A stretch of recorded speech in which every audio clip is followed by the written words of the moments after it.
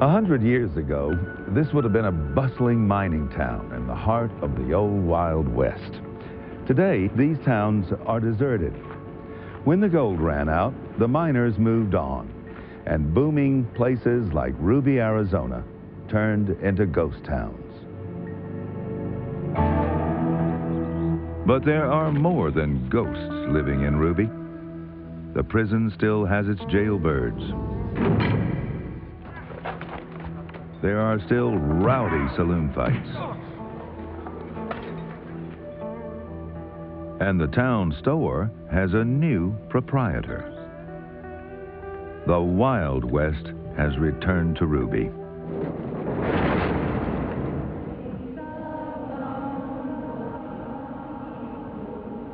The town has faded into history, leaving Ruby to its wildlife and to its ghosts.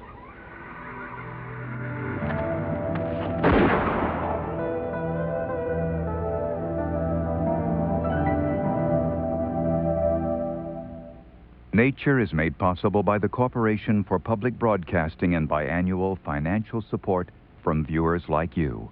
Your gas company and the gas industry, meeting America's needs by providing abundant supplies of clean natural gas for this generation and for generations to come. Siemens, a whole new world of ideas in electronics and electrical engineering.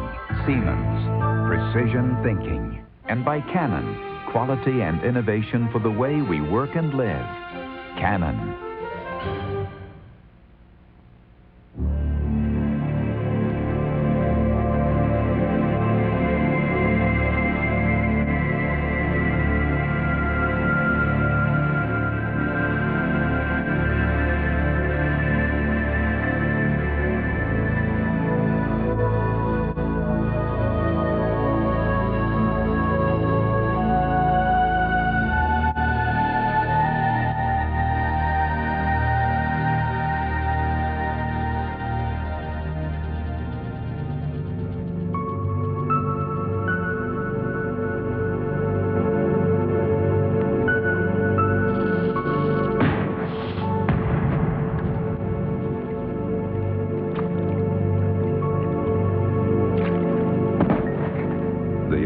Wild West, an age of adventure and danger in an untamed, hostile land.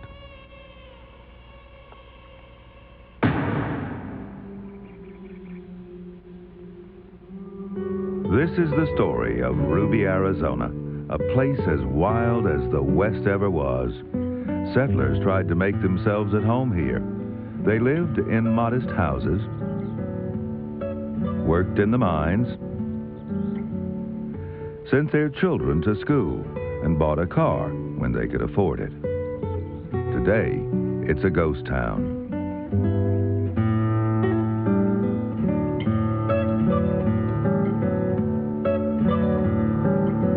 As a mining town, it was a failure. But for nature, the end of Ruby meant a new beginning.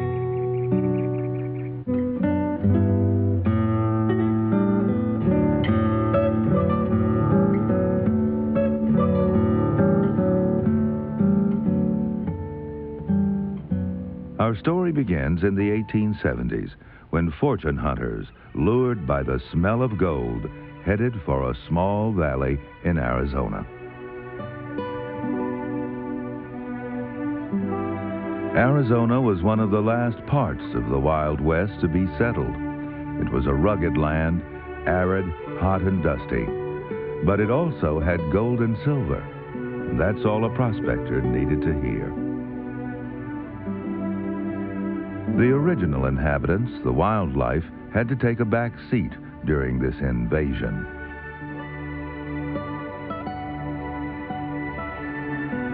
Prospectors and miners were a tough breed.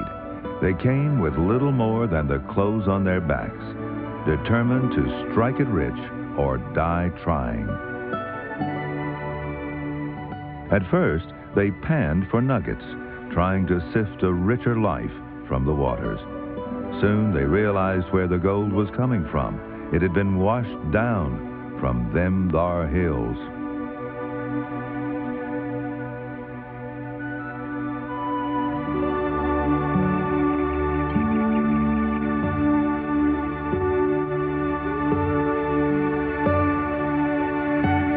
men became human moles, working in enormous shafts and tunnels cut into the hillsides.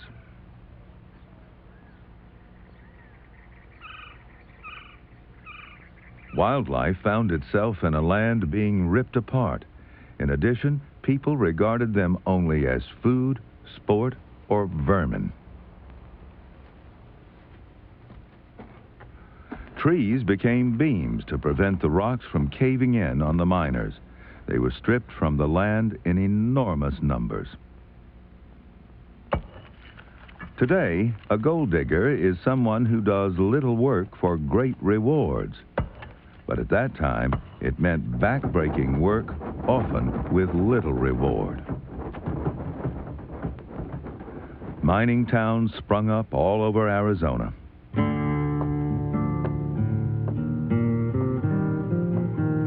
The most famous was Tombstone, which got its name when a prospector headed for the Sonoran Desert to look for treasure. He was told, "All you'll find out there is your tombstone."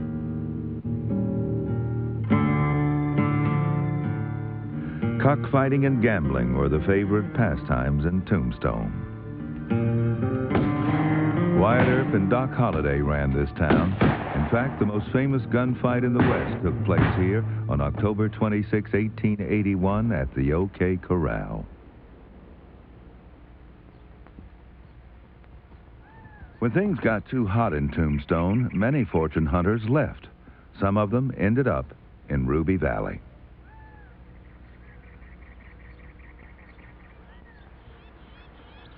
Gold fever hadn't engulfed Ruby yet, but in the lush spring flowers there were gold diggers of another kind.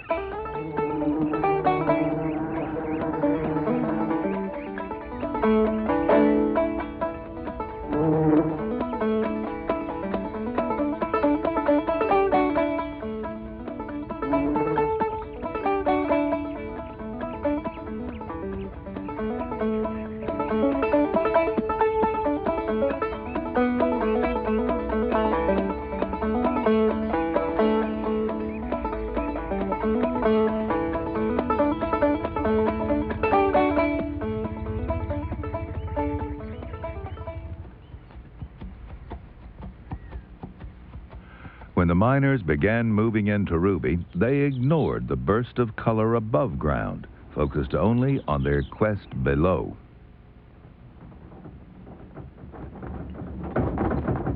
The only colors that concerned them were those of gold, silver, and copper.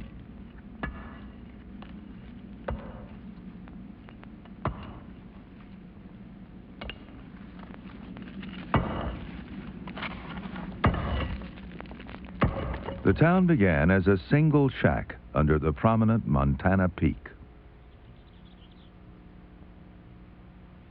Life in the desert was difficult. It was hot, dry, isolated, and full of strange and sometimes frightening animals. Several species of snakes in the area were poisonous, and all of them could swim. "Snakes were our greatest worry," wrote one pioneer woman. "I did not venture far from the house alone."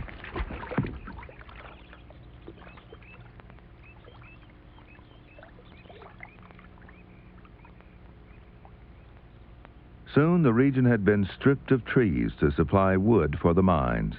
Next came the cattle. In just 20 years, the cattle population of Arizona rose from 5,000 to 1.5 million head.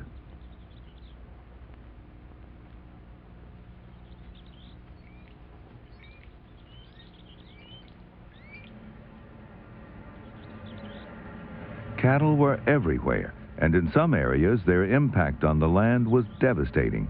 They trampled the fragile vegetation, and native species were pushed aside. Ruby's wildlife was forced out to the edge of town. There they held on as the town grew steadily. At its peak in the 1930s, nearly 2,000 people lived here. There was a clinic, a school, a pool hall, and a post office. Deliveries were made from the general store, and it was the store owner who named the town for his wife, Lily B. Ruby.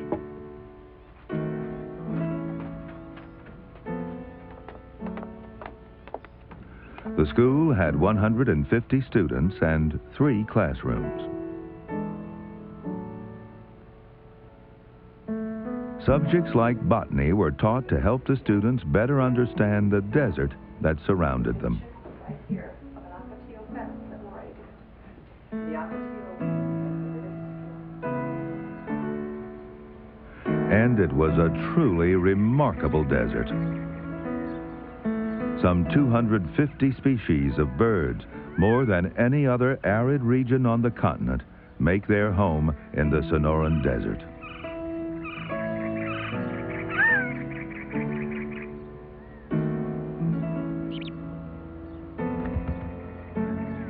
This is cactus country, where creatures often depend on spiny, hostile-looking plants to provide both food and water.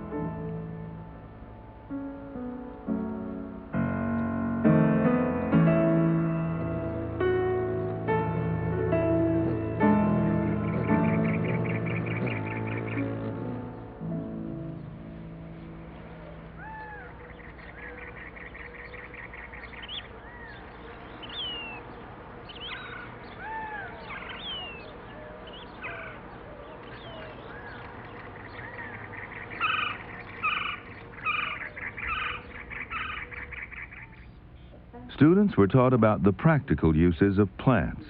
The ocotillo was of particular interest because it could be grown as a fence to keep animals out.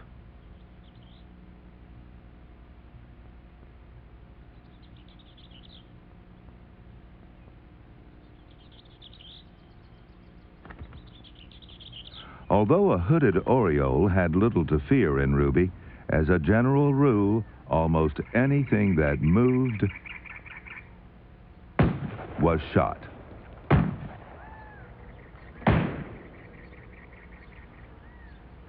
In the early days, the general store never sold meat. Free venison was too plentiful. Hunting was sometimes done from the back porch. The bounty on a mountain lion was worth more than a week's wages. Anything that might kill livestock was hunted out.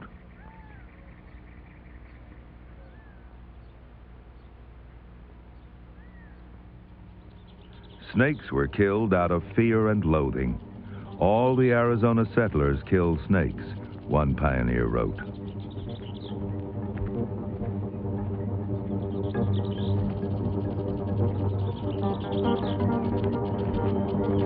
It's no surprise that some of them fought back.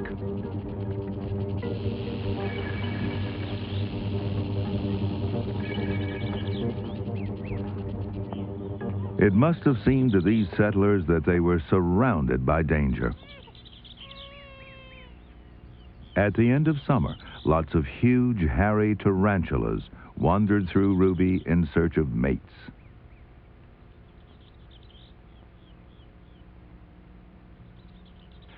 At midday, as the sun bakes the earth, they head for the nearest shady place. All species of tarantulas are venomous, but they're rarely dangerous to adults.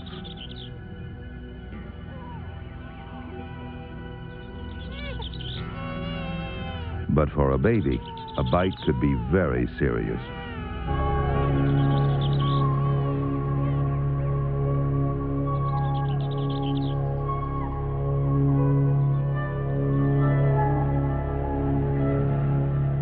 Then there were the clever little black widow spiders. They preferred dark and secluded places, like the outhouses of Ruby. Here, they'd wait to trap insect prey in their silken snares.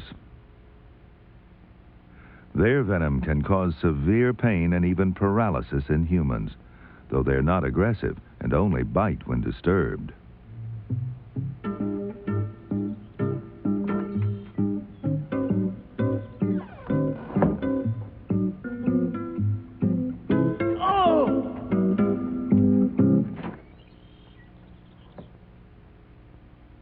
The 8-inch giant centipede is venomous and short-tempered. It often bites with little provocation. No one ever put on their boots without shaking them out first, as protection against this most creepy of crawlies.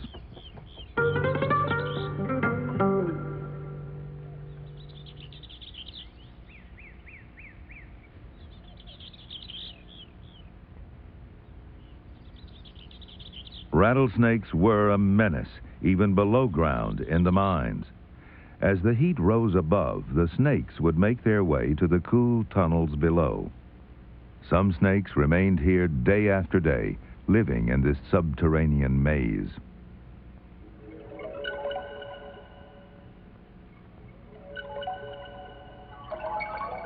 The miners had to place their hands and feet very carefully.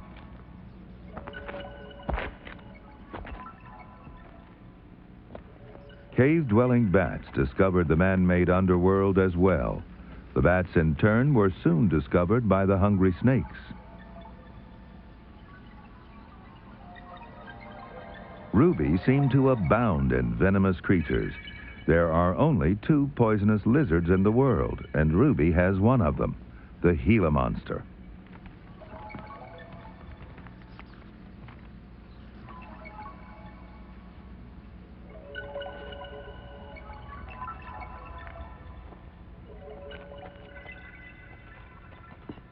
The miners made their way with dim lights, which attracted an insect known as the kissing bug, named for its nasty habit of feeding on human blood from around the lips.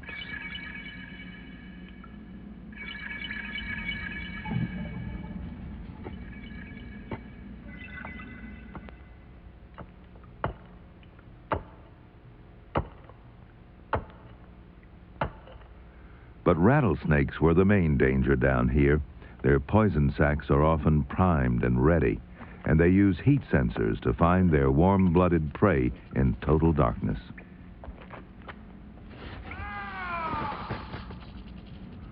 To the miners of Ruby, going to work must have seemed like descending into a living hell.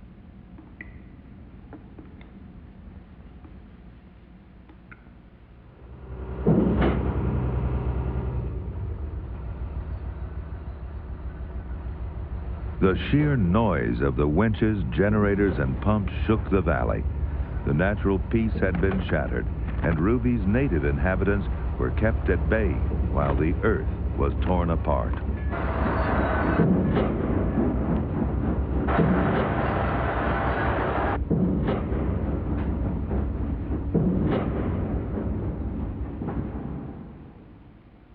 In 3 decades, 600,000 tons of tailings of sand had been spread around Ruby.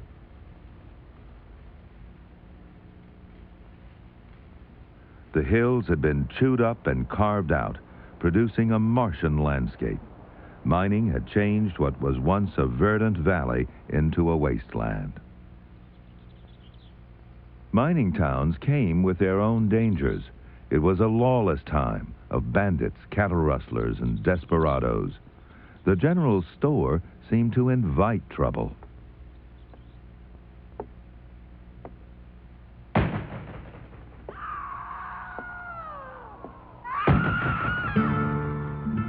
In 1921, 2 men were captured and convicted for the murder of the store owner and his wife.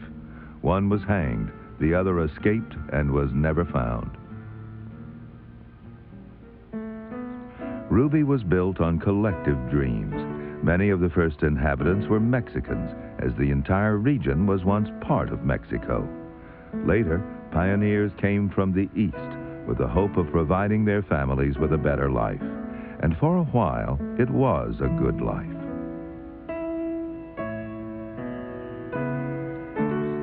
But eventually, like so many other mining towns, the ore ran out. In 1940, the mine was closed forever, and Ruby was left to its many ghosts. And so ends Act 1 of this Western drama.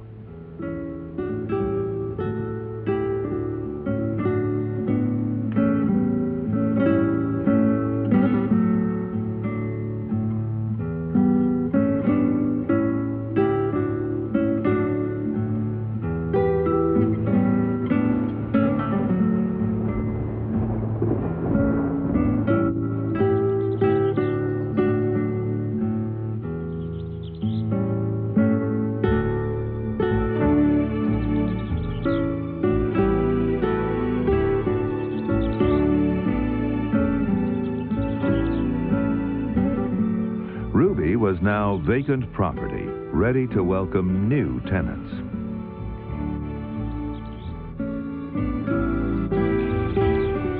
On the outskirts of town, the old mine tailings make a sandy beach. A lake sparkles in the desert sun.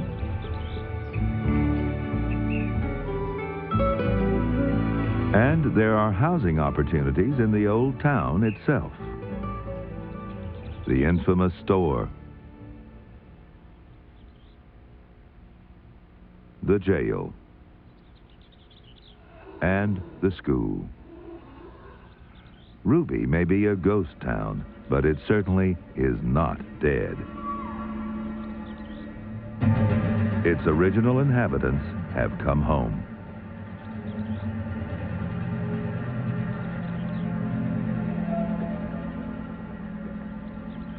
Since nature has its own murderers and thieves, the safest homes are built high off the floor. Here, Polistes wasps have built their nest in the corner of the old schoolhouse.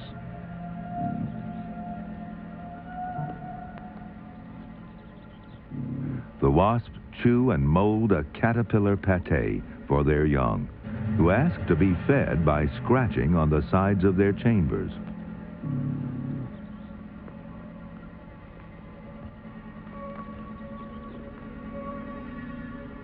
But sadly for the wasps, Ruby now has a new kind of desperado, the type that hides out among its victims. The nest has been invaded by a parasitic fly, and its maggots have just hatched. They'll eat the back of a young wasp while its parents are still feeding it. Tarantulas now wander into buildings with impunity. A centipede circles the town. Grasshopper mice are notorious gamblers. They'll attack almost anything that moves.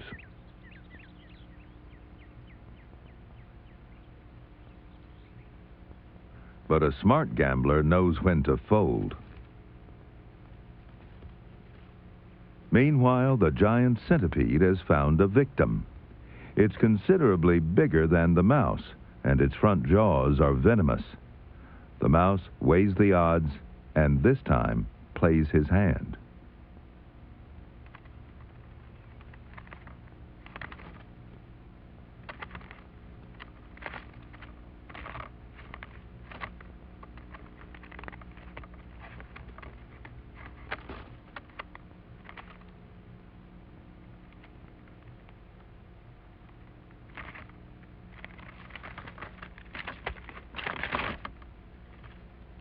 It's kill or be killed in the Wild West. Once a fight has begun, someone has to lose.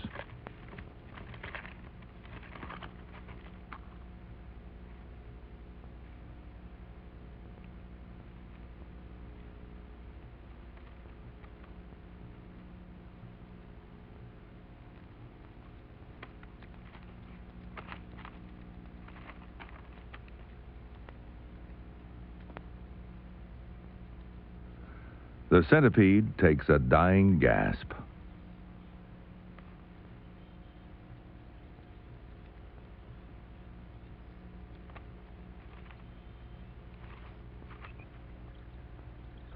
Outside the school, an ambush is being set. A lynx spider hides out on a prickly pear cactus.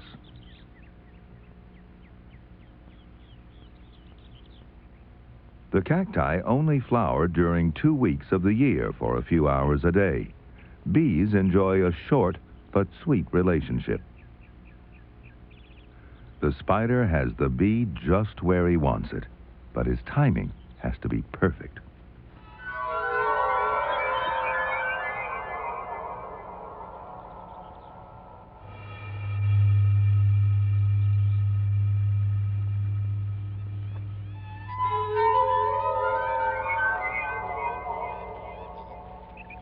He waits until the bee is too busy to notice.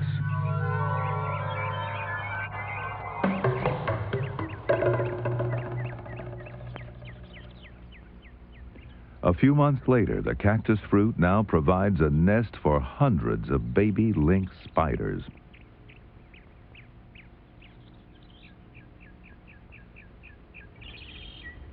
Today, Ruby's most notorious characters are rattlesnakes. They lay low till they're hungry, then sneak back into town by their own secret route.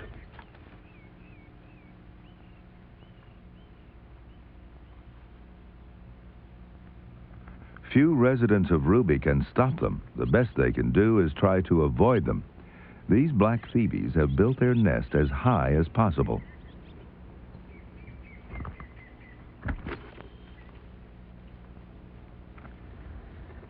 The rattler's lithe body enables him to search every nook and cranny for fallen chicks.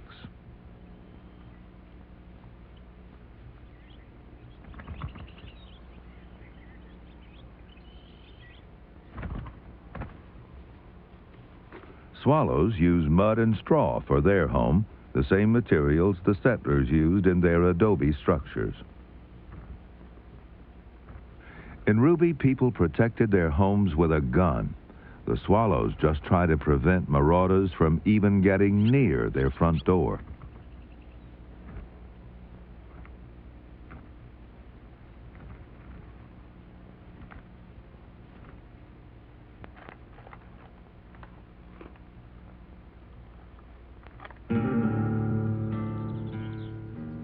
Lizards use the flat faces of buildings like solar panels.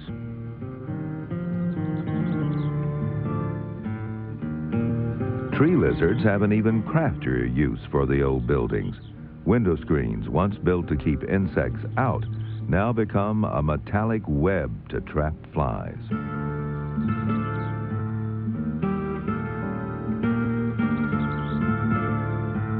Ruby's lizards seem to apply the fight rules of Western sheriffs to their encounters.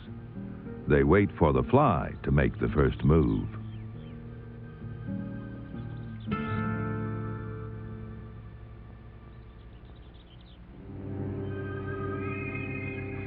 Just as fast on the draw is the horned toad, which in fact is a lizard, with skin as tough as the oldest boots. Horned toads eat ants, but how many they catch depends on how long they can hold out before striking. Like a gunslinger with a cool hand, the toad remains calm, keeping his weapon out of sight. And when the maximum number are in range, he draws.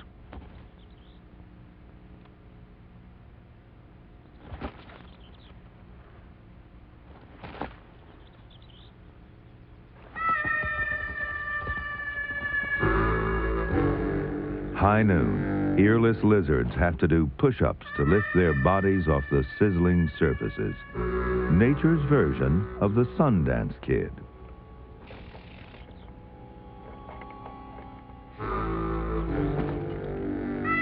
They eat insects, including stick insects, twice their size.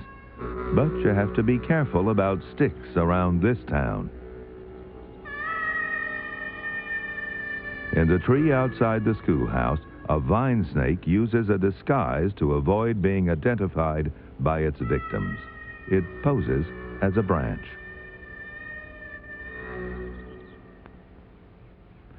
Each swift move down on its prey is punctuated by a brief pause of perfect stillness.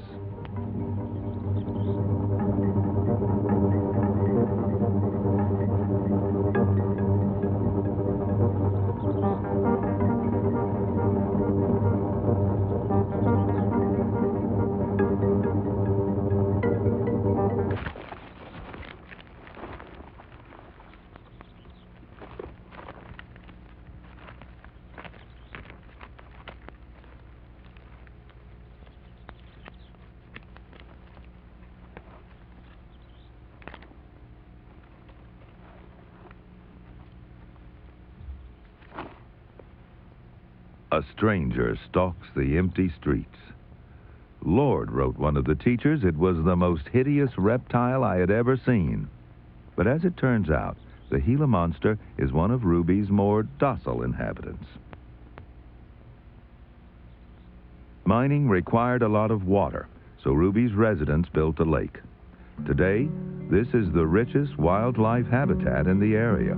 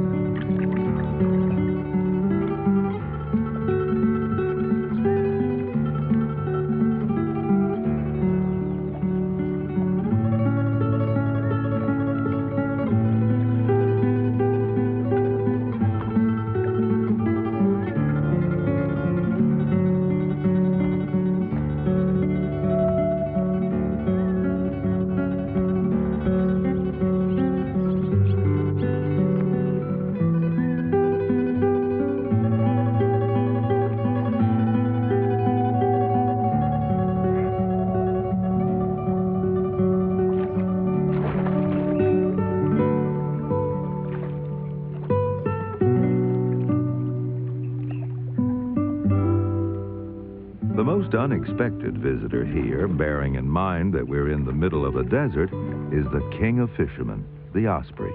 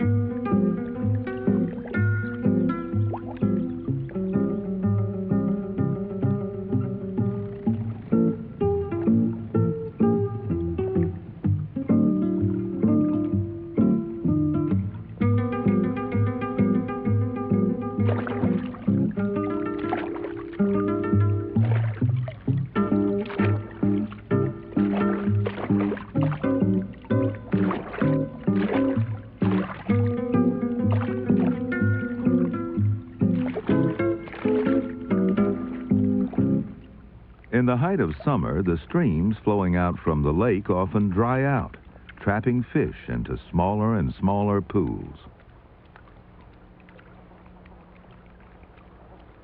The Gila monster is one of Ruby's most notorious thieves, with a craving for eggs.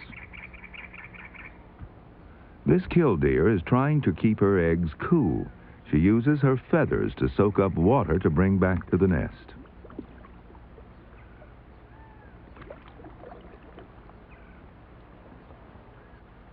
Her mate shares the job, so that one of them is always on the lookout while the other is busy collecting water.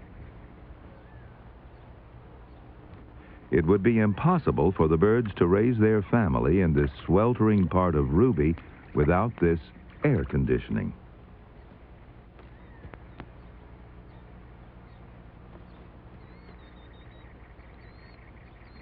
The Gila monster approaches the nest from behind some rocks.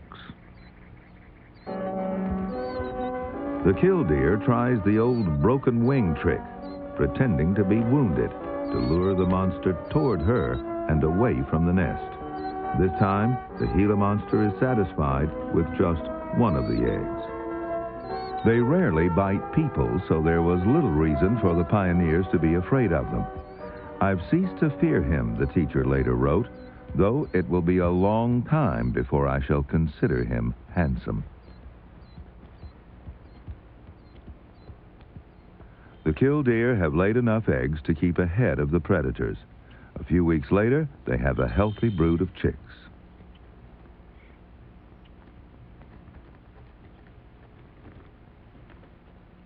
At first glance, there is one man-made habitat in the Ruby Valley that seems totally uninhabitable: the tailings of finely crushed ore. But if you watch very closely, life is popping up even here.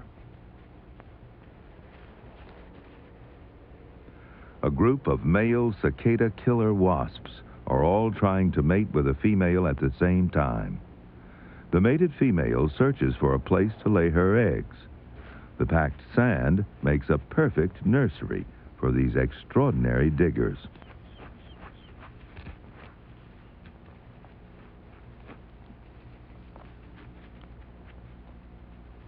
They hover around the hole to fix its exact location.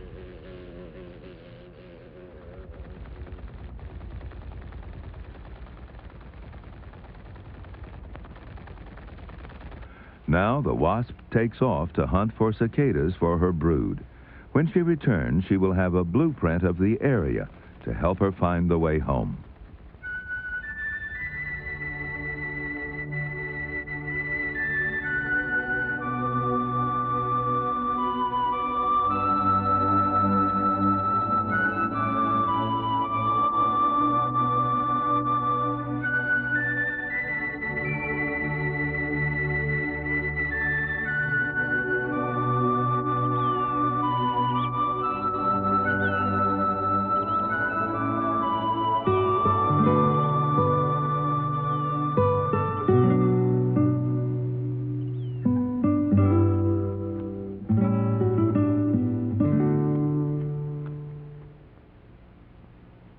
Say's phoebes are also making good use of the new desert, scouring the tailings for insect prey.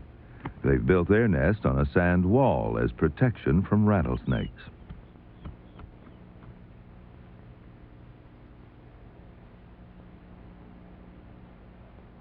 Holdups in Ruby sometimes occur in the air. The phoebes crash into wasps, forcing them to drop their cicadas.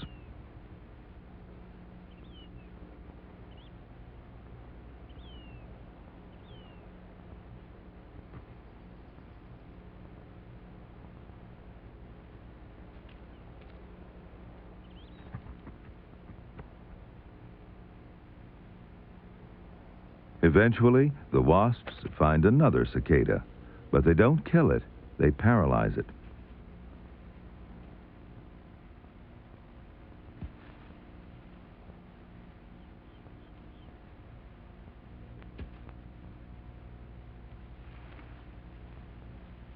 The gruesome truth is that the young wasps feed on the cicadas while they're still alive. The West is not ruled by the fairest or the kindest, but by whomever has the upper hand.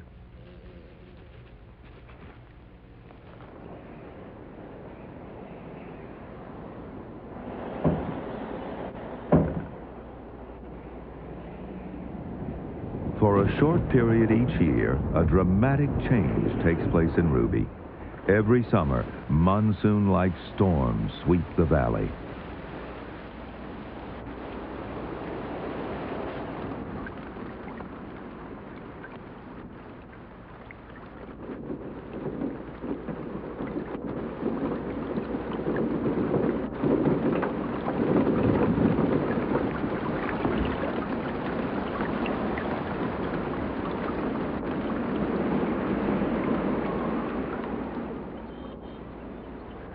And when the storms have passed and the clouds blow away, Arizona's sunny skies return. The walls dry out, crumble, and finally come tumbling down.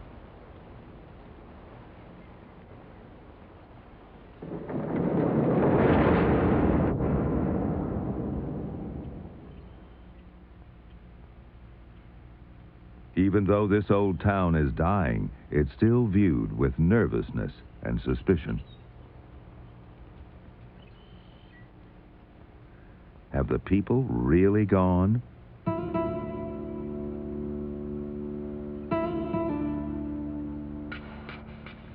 Mammals large and small are now assembled in a nervous ring around the ghost town.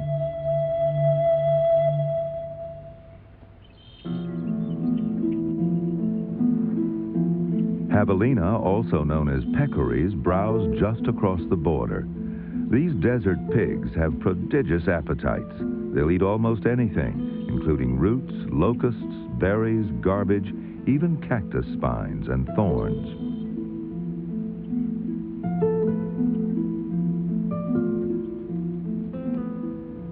The more aggressive predators, like coyotes and gray foxes, are leading the return.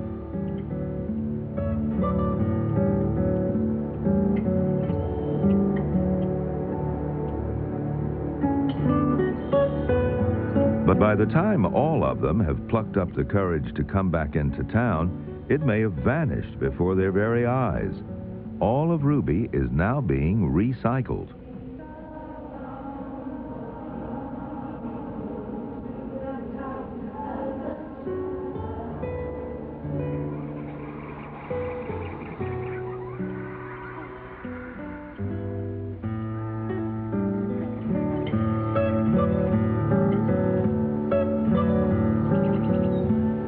This is a carpenter bee, and it's as interested in the school window itself as it is the puppy outside it. Hundreds of carpenter bees are invading Ruby's remaining wooden structures to make brood chambers for their young.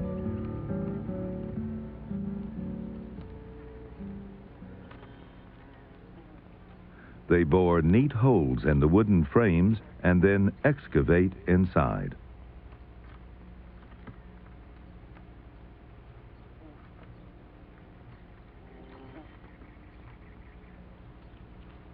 The lower frame is being taken care of by other recyclers, termites.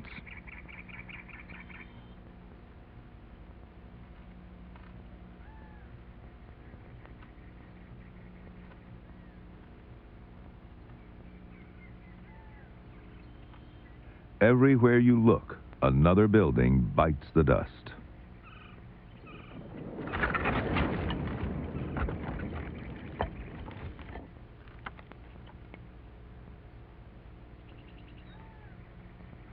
There's still a lot of food being kept in what's left of the old store.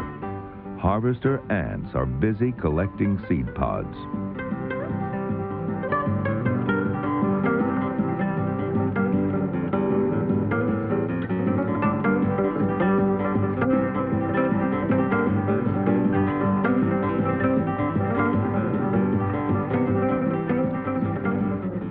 Their constant harvest keeps the ants supplied with a good stock of food all year.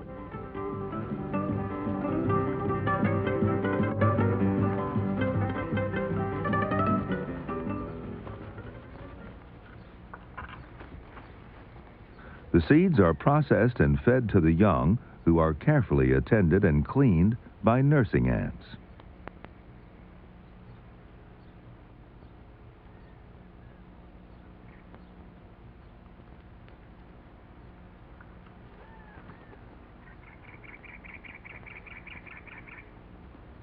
The harvester ants are also involved in the recycling of Ruby.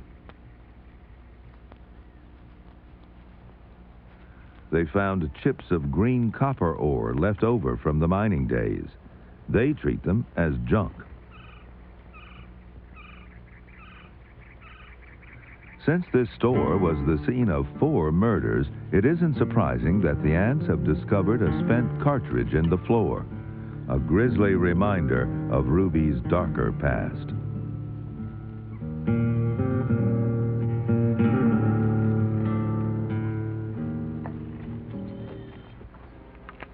Back in the school window, the baby carpenter bees have emerged. At this rate of reproduction, the bees will soon be running out of windows in Ruby.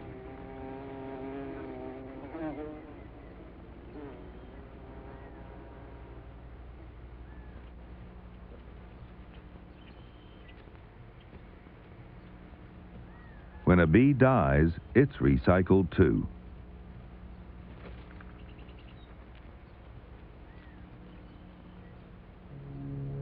But all this daytime activity is nothing in comparison with what goes on at night in Ruby. Wolf spiders begin their rounds. Others have already completed their evening raids. With enormous pincers and powerful jaws, this wind scorpion rips apart its prey.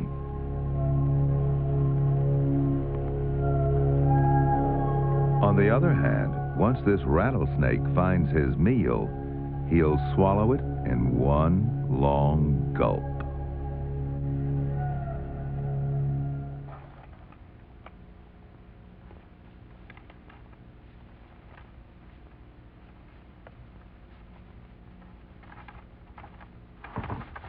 The pack rat is one of Ruby's most efficient recyclers.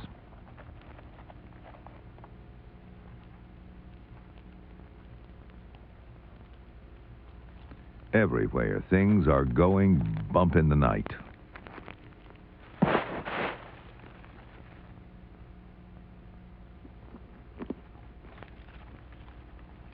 Pack rats will try to eat anything: linoleum, cardboard, paper.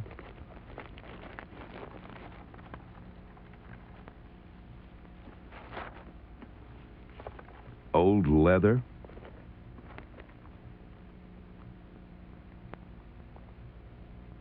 And even metal.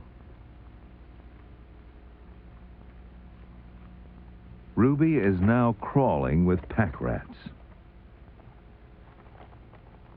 But it's also crawling with other things that help to keep the balance. Pack rats are not just scavengers. They're also hunters, easily diverted by flying snacks. But just as in its early mining days, the old store still seems to invite trouble.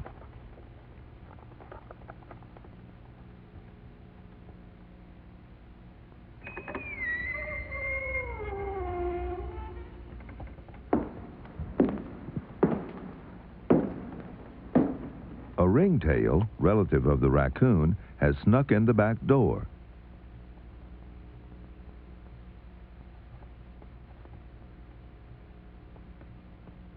The hunter has now become the hunted.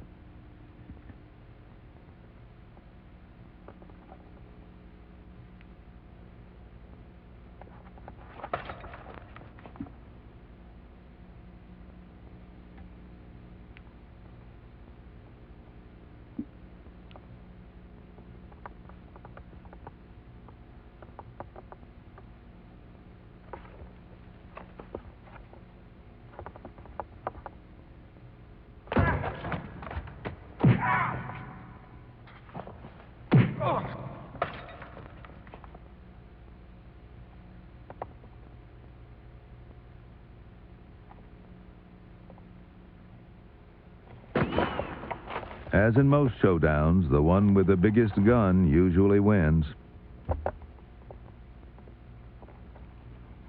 There are so many pack rats, the population can easily withstand a few losses.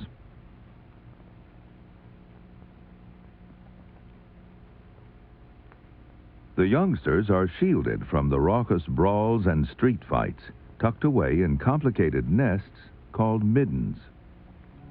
But the rattlers know where to find them.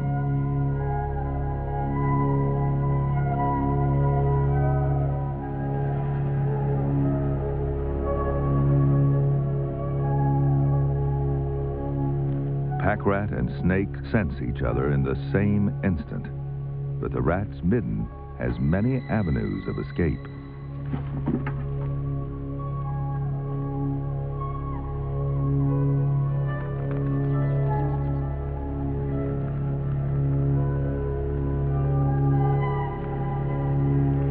Down in the old mine, the bat colony now contains thousands of residents.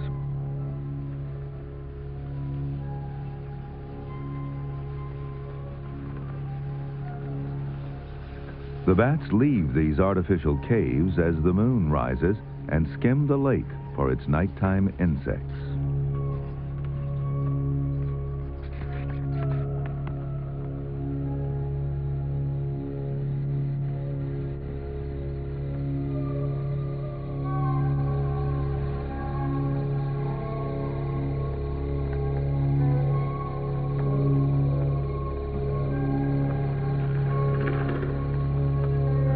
Ruby's jail was built to hold the town drunks. Tonight, it's used not for sobering up, but to digest an evening meal.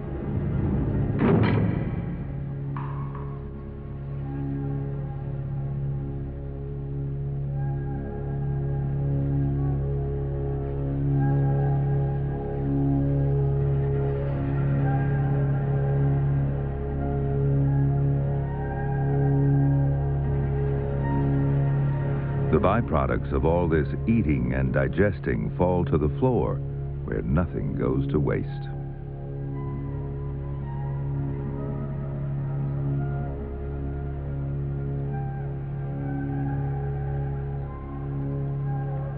Males use vigorous displays to warn rivals to stay away from their harem of females.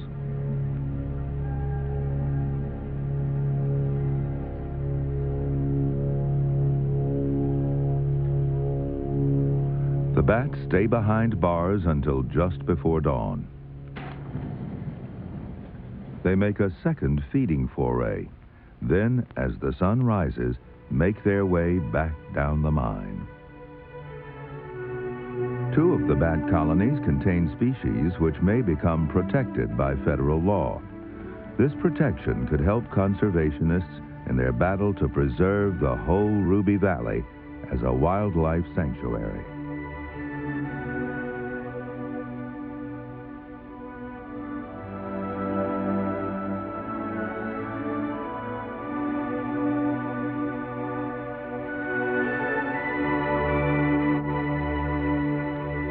Wilderness is well on its way to reclaiming this old mining town.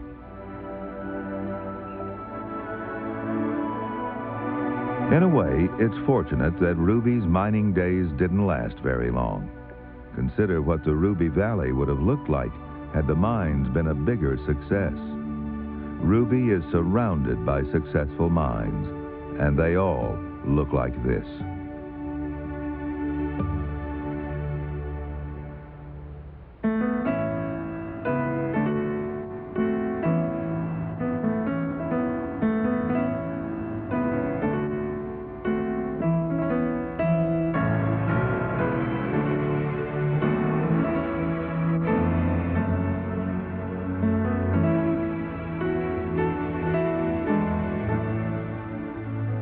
Ruby, Arizona went from boom to bust in less than 30 years.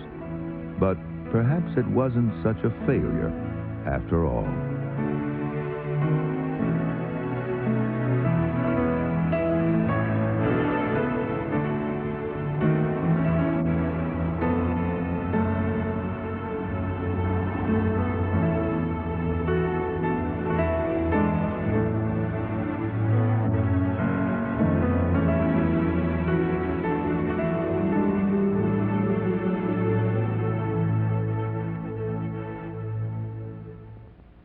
Nature is made possible by the Corporation for Public Broadcasting and by annual financial support from viewers like you.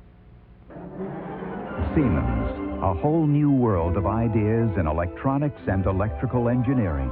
Siemens, precision thinking. And by Canon, quality and innovation for the way we work and live. Canon. And by the gas industry, helping provide cleaner air with clean gas energy.